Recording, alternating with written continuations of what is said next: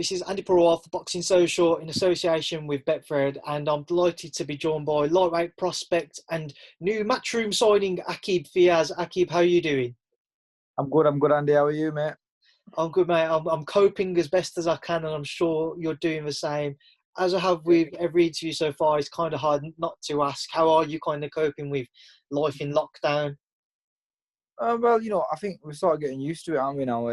It's been, 5 weeks nearly? It's been 5 or 6 weeks now. Don't even know. 5 or 6, yeah.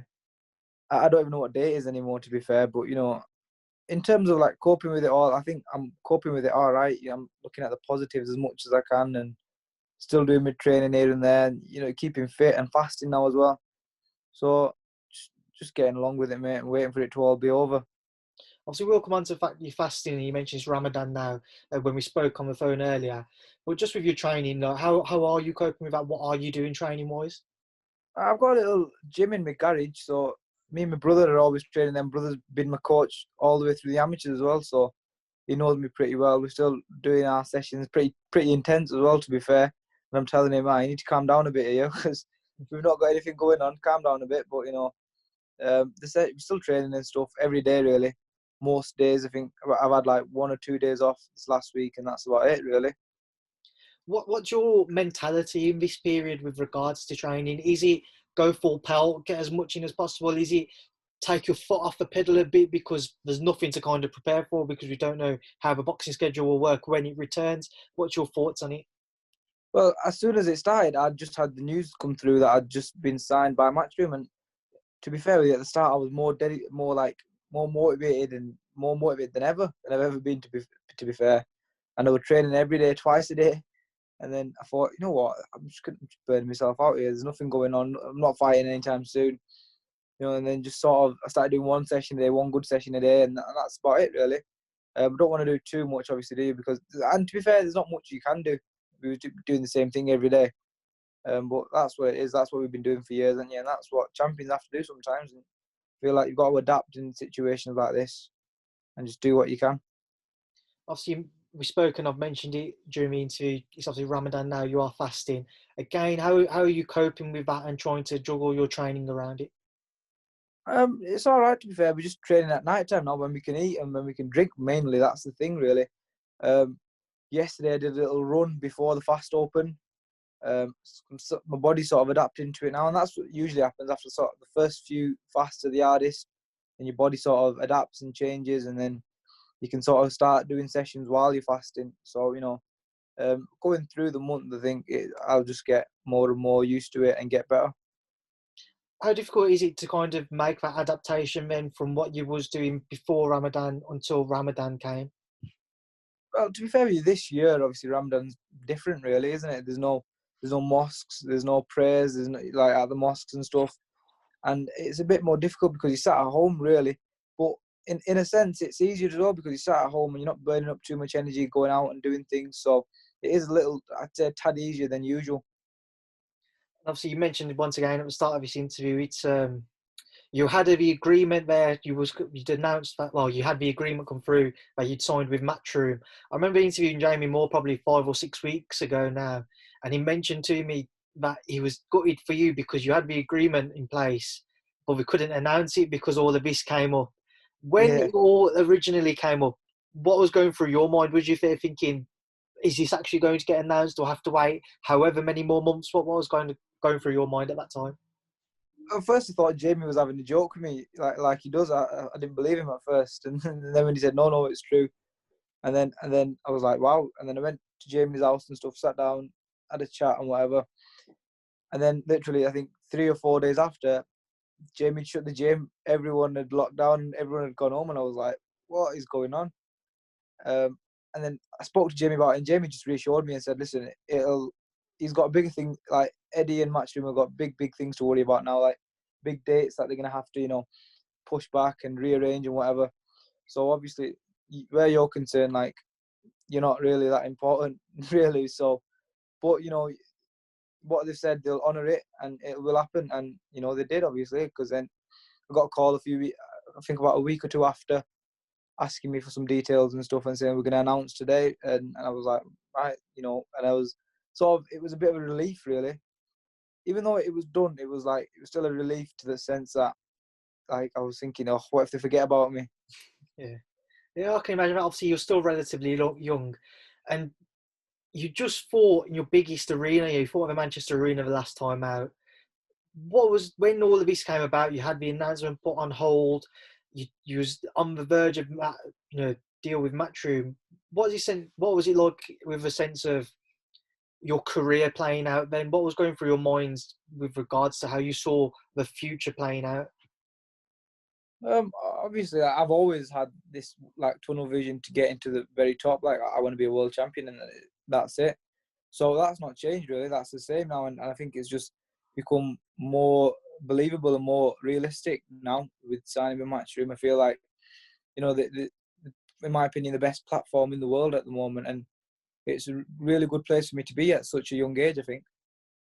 We're obviously seeing like a lot of guys who do turn over who are young, like yourself, or I know you don't have the same experience, but like the Joshua Boatis and what have you, who are all Olympians, and there's a lot of pressure to push them.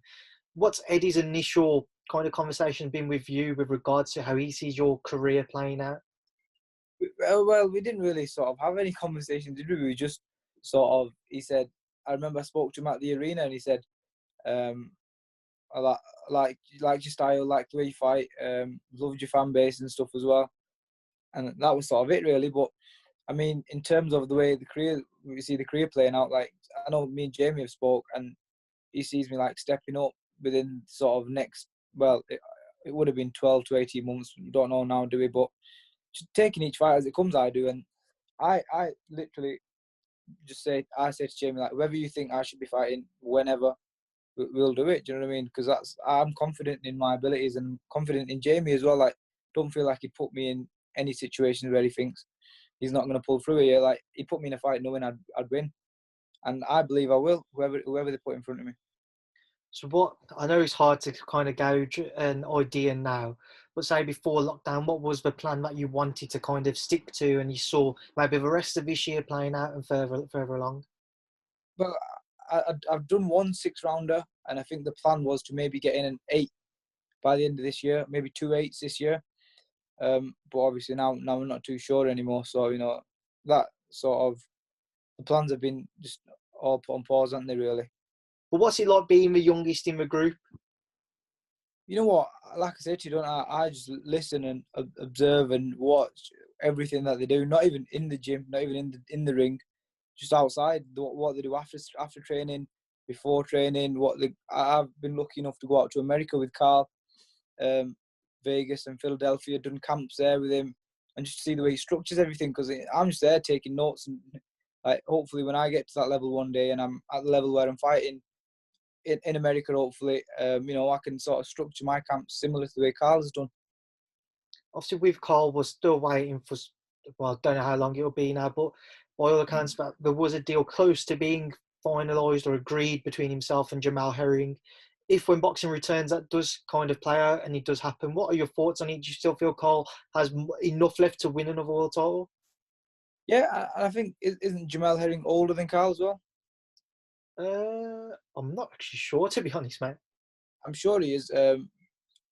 But like, in terms of that, if Carl still got it, I think it's better, to be fair, for Carl, because it gives him more time to rest his hand as well, which is even better for him. And I think Carl, the way he was talking prior to all this, and even like before his last fight, he seemed so positive and so mentally strong about winning this third world title, like the third division. Sorry, he just seemed so positive and so like I don't want to say it, but mentally, like, he was untouchable, like the way he was talking. With that sort of confidence, I can see Carl going and beating anyone in the world, in my opinion. Like, yeah, as I was saying, like, he seems like he's in such a good place mentally. And physically, I've seen him in the gym and I've seen what he can do. He's still got it in him he's more than capable of winning another world title. And then once he wins that world title, I don't know what would be next for him. I know Jamie's talking retirement for him, but I can see, like, if he's one of them people, like, if he has a really good performance, he'll know, like, he can push on and maybe do more. So I don't know really, but he'll win another world title in a third division. Obviously, in that super featherweight division, you've still got Leo Santa Cruz. Everybody, even though it might be a couple of years on from when people would have liked to see, you've got a potential trilogy fight there. Miguel Burchell, one of the most highly rated in that division, obviously WBC holder as well.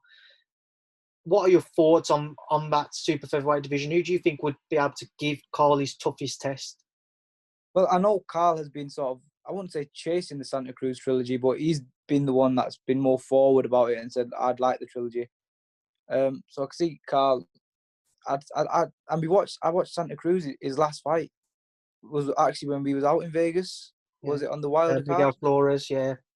Yeah, I remember watching him that day. I remember thinking, like, the way Carl was performing at the time in the gym. I remember thinking, like, Carl had beat him, and we even spoke about it. And he said, "I'd be more than happy to take that fight."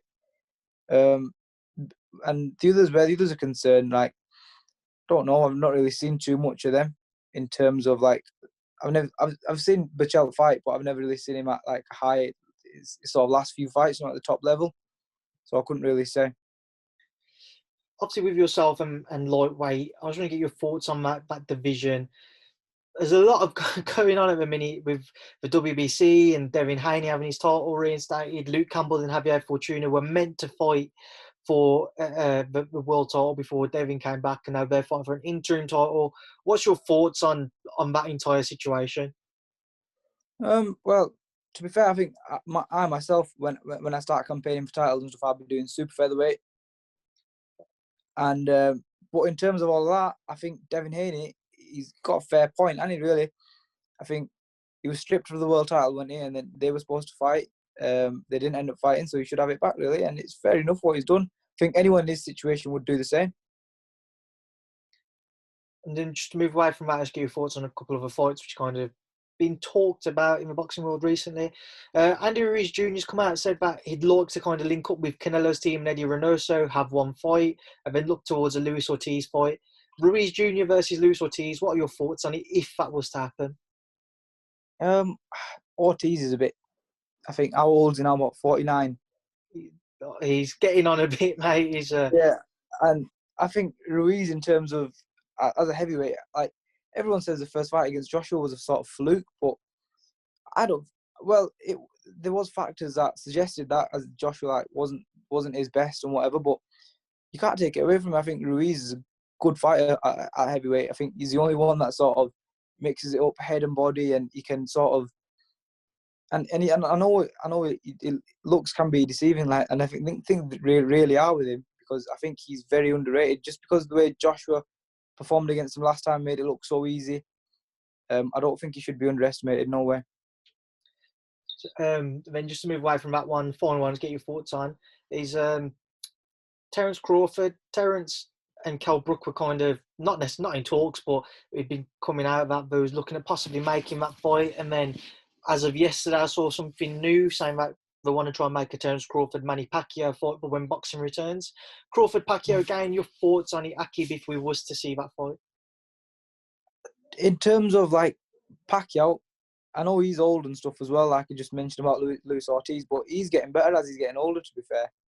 And I don't think that I've seen that with anyone ever. I don't think anyone's ever seen that with anyone in history.